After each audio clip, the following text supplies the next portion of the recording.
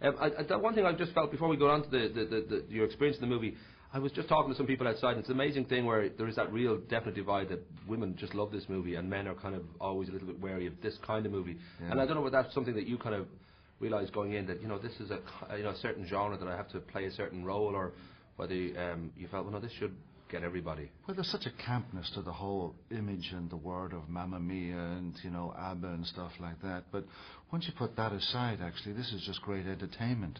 And yes, there was that kind of, you know, foppery to them all when they came on the Eurovision Song Contest in '74. I mean, here's this group in spandex and, you know, sequins and all of these crazy get-ups. But, I mean, it's vaudeville time. But ultimately, it's just a fantastic family movie. Really, there's something for everybody here. It's a wonderful love story and love of people in midlife and young love, all wrapped up in the music of ABBA. Musicals still manage to get out there. You know, you think of Woody Allen's Everyone Says I Love You, you think of Sweeney Todd, you think of Hairspray, and it is, I think, for an actor, I would imagine, this sort of difficult trick of breaking into song. It has that potential to make you look like a fool if it doesn't quite work, if the audience don't go with you. I don't know whether that was something you practiced, whether you kind of feel, what does one do when one is just about to break into song? Is there a kind of a pose, a sort of a sense of, here we go? You know, we never talked about it. Philip Lloyd, who directed this, and I never spoke of it. I rehearsed the songs, and, you know, I don't think I was employed for my singing, but I can make a pleasant sound. But we never actually spoke of, and I thought about it often. I thought, well, here we are, we're talking away, and then the music comes in and you start singing. And it really is just like, you know, the song is the subtext of the man's emotion in that moment. And the first line of my song, SOS, is "Where Are Those Happy Days?" So I just psychologically just let it happen, I suppose, and didn't think about it too much, got out of the way of myself. And when we shot it in maybe 2 takes. Well, it was easy. Well, I wonder too now if that is, for all of you, whether that's the voice or whether they do the sort of Ashley Simpson job of tidying it up in the studio and giving you a little bit of extra little boost here and there. I don't know how that sort of side of it went for you, whether the singing was very natural or whether it was a bit of a high wire act of just making sure I stay on this note. Well, you rehearse the songs, rehearse, and then comes the moment of judgment where you go into a studio with Benny and Bjorn, and that morning, the night before, was a very long night. So you record the songs and then you do playback. I mean, you record the songs and then they tweak here and stuff like that. If you're a bit, you know, they can do things. They can make you sound good. But I think overall they've kept it to what I actually sound like.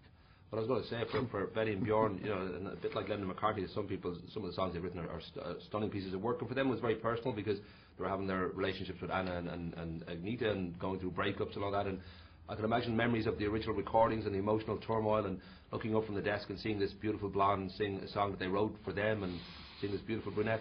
It must have been kind of weird for them to look up and see Pierce Brosnan singing out a song that they'd sort of written as a sort of heartfelt love story to their ex. Well, Benny has been captivated by it because these songs have all come alive for him in another way now because of the camera, and because when the camera comes in here or here, it gives a different emotional intensity as opposed to when you're up on a stage and you're so distant from it.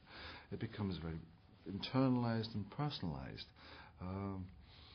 But that was the joy of doing this, again, because you knew what happened with this quartet. You saw these 2 men and these 2 beautiful women, and you wondered who was with who and what was the interrelationship, and then you had these love songs, and as they grew in sophistication and subtle complexity in their compositions, you really wondered, wow, what's going on with this quartet of people? And consequently, when you come to a song like the one that I sing to Merrill, you know, for me, it was just such a great ballad and a beautiful piece of poetry. And that song is called When All Is Said and Done. You know, you just try and tell the story as simply as possible in those words. I know Dominic Cooper, who plays the young guy who's getting married in the movie, He originally, when he was sort of asked about the movie, he wasn't sure. He just thought he was going to look a fool. He's not a professional singer and all that. But once he saw the cast, he was very kind of content that great cast, and he felt that none of these people are professional singers, so I can sort of fit in here. Did you have any kind of debate whether, I don't know, whether Merrill Soldier, whether ABBA Soldier, whether the sense of whether this would just be a fun movie to make? The phone rang. I was in London. The agents called from America. They said, got a job. Meryl Streep, Mamma Mia, Grease. I'm in. They said, can you stick around in London and see the show tomorrow night? I said, yeah, sure. For me, it was always just a poster on the side of a bus. I had no idea beyond that. And I went and I thought, the curtain went up and they started jumping and hoofing around, and I thought, oh my God, what have I said yes to? What have I got myself into? And I kept on thinking, Meryl Streep's doing it. Meryl's doing it. And so, but, you know, it's karaoke. I mean, the audience is going to go, Jesus, there's Brosnan, you know, there's old, you know, Fancy Pants himself or whatever, you know, and then he starts singing. And my publicist in America said they started laughing. But by the end, they were applauding. And you're going up there just to have fun. It's all about having a grand time and singing your songs and giving it the best of your own abilities. And hopefully you pull it off.